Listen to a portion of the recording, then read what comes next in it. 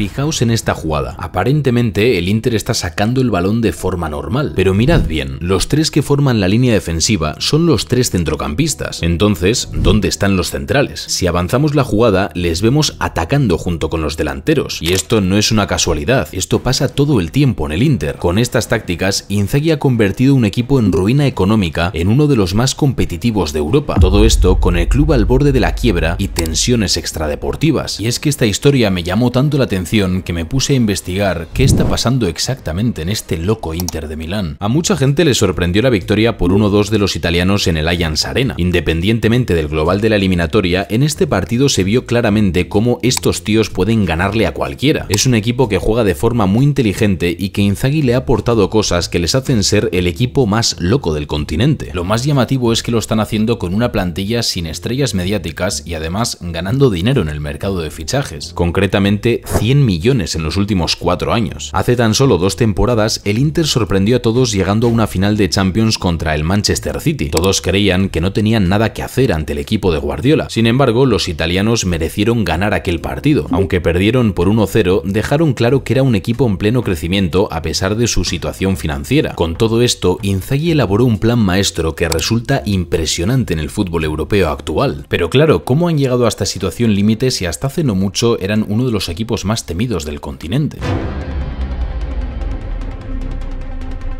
Entre los años 2005 y 2010, el Inter vivió los mejores años de su historia. Ganó 5 scudettos consecutivos y arrasó en Italia. El clímax llegó en 2010, cuando se proclamaron campeones de todo, campeones del triplete, bajo las órdenes de The Special One, José Mourinho. Pero todo éxito tiene un precio, y el del Inter fue altísimo. El club estaba dirigido por Massimo Moratti, un magnate italiano que se convirtió en propietario del club en 1995 y que era conocido por ser una máquina de cargarse entrenadores y de fichar jugadores como si fuera el Ultimate Team. Tras gastar millones durante una década, solo ganó 2 títulos, hasta que en 2006 llegó su primer scudetto tras el escándalo del Calciopoli. Lo ganaron en los despachos tras el descenso de la Juve y la sanción al Milán. A partir de ahí llegaron los años gloriosos, pero justo después de ser campeones de Europa, Mourinho se fue al Real Madrid y todo comenzó a derrumbarse. Que en tan solo 2 temporadas ya no quedaba ni rastro de aquel mítico equipo de 2010. El Inter cayó a la 9ª posición de la Serie A en 2013,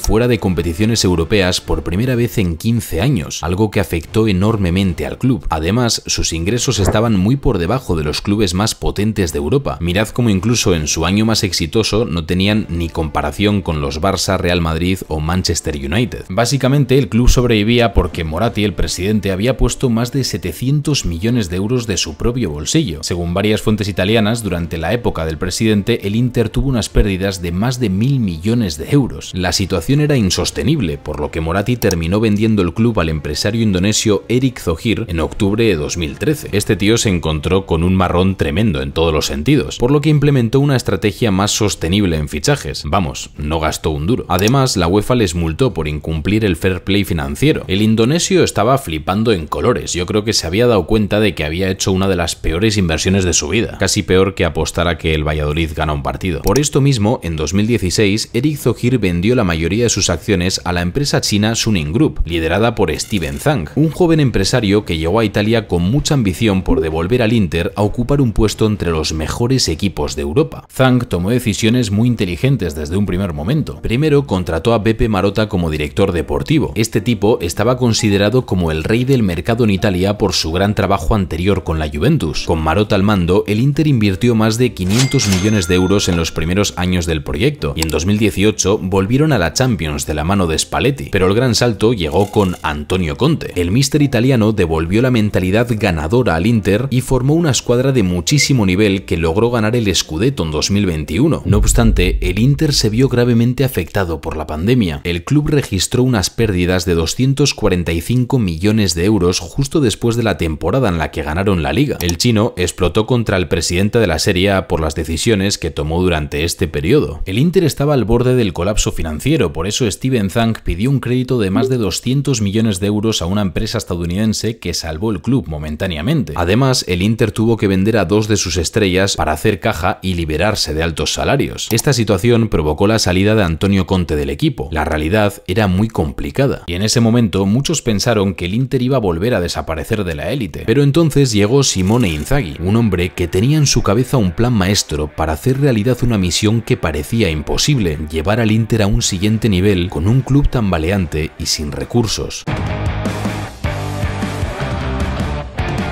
En su primera temporada comenzó a instaurar su idea con resultados exitosos. Ganó la Copa Italia, la Supercopa Italia, se quedó a las puertas de ganar la Serie A y alcanzó los octavos de final de la Champions, algo que el club llevaba 10 años sin conseguir. Aquí perdieron por la mínima en el global ante el Liverpool con un chicharro memorable de Lautaro Martínez por la escuadra, pero lo mejor estaba por venir. En su segundo año, mientras se descolgaron de la liga ante un brutal Napoli, Inzaghi transformó al Inter en un equipo letal en Europa. Fueron capaces de competir en cualquier escenario.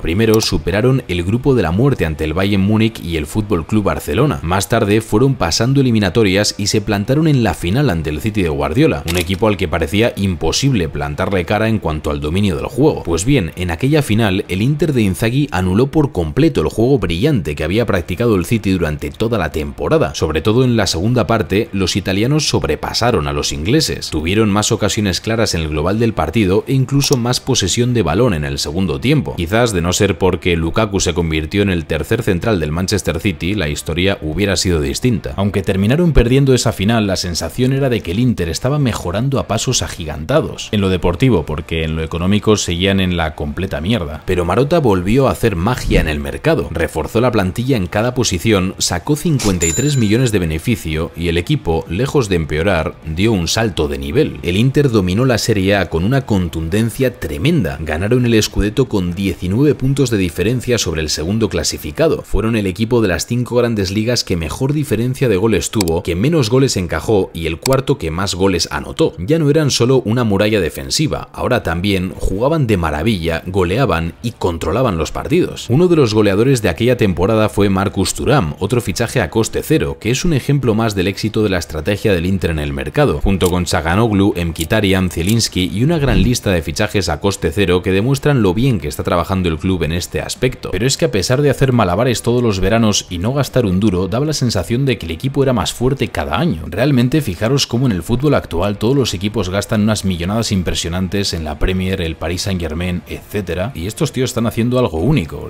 ¿Qué otro equipo creéis que puede hacer esto? A mí me parece impresionante, pero esto no es todo ni mucho menos. Este año están peleando la Serie A con el Napoli de Antonio Conte, un viejo conocido en Milán. Pero la sensación es clara, el Inter es el equipo dominante en Italia, y esto se demuestra en Europa. Mientras que en Italia son un equipo con más posesión de balón y más dominantes, en la Champions, sobre todo ante rivales que le quitan la posesión de balón como el Arsenal, el Bayern, el Inter realmente se siente cómodo sin él, espera y castiga, como tu madre cuando no haces la cama o cuando te fumas un petardo. Di no a las drogas. Gobierno de España. Sin embargo, la idea revolucionaria de Inzaghi se mantiene intacta en todos los partidos, pero ¿de qué se trata esta locura? Antes de pasar a ver el método Inzaghi, me gustaría decirte que le des like si te está gustando y te suscribas porque me he vuelto loco haciendo este vídeo. El otro día fui al gimnasio y estaban poniendo un programa del Inter de Milán. Fui a la peluquería y el tío me dijo que si me lo quería cortar como Simone Inzaghi. Tipo peluquería del GTA que te crece el pelo, me pone la melena de Simone. Bueno, vamos con ello.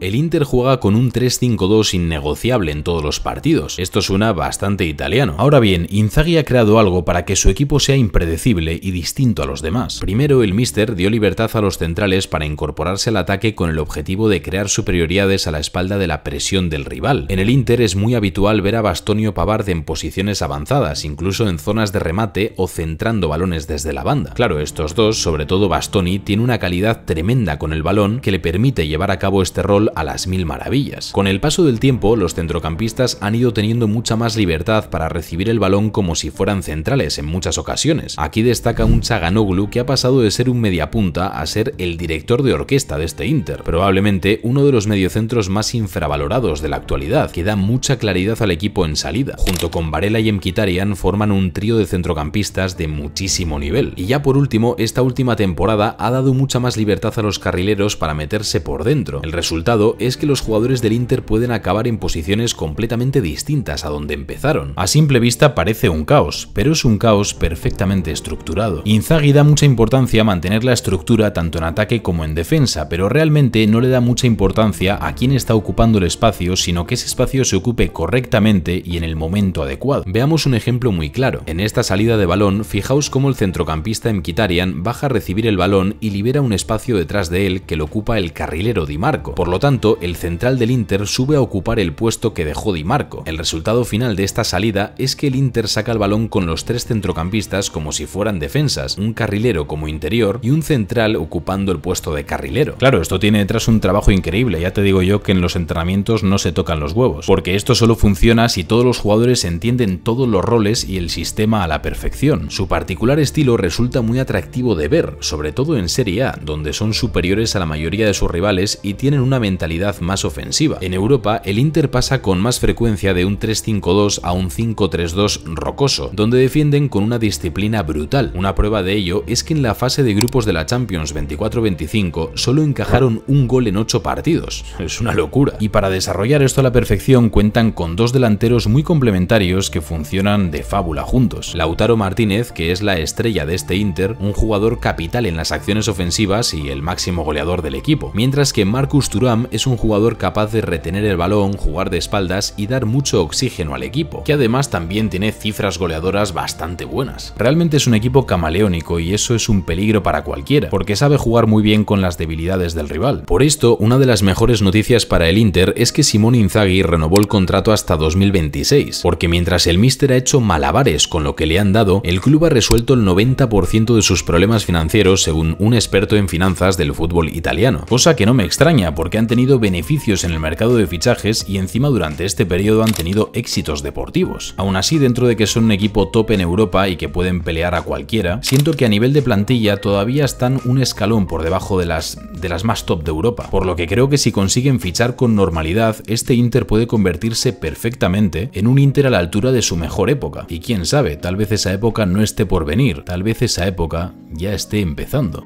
Por cierto, sois los putos amos.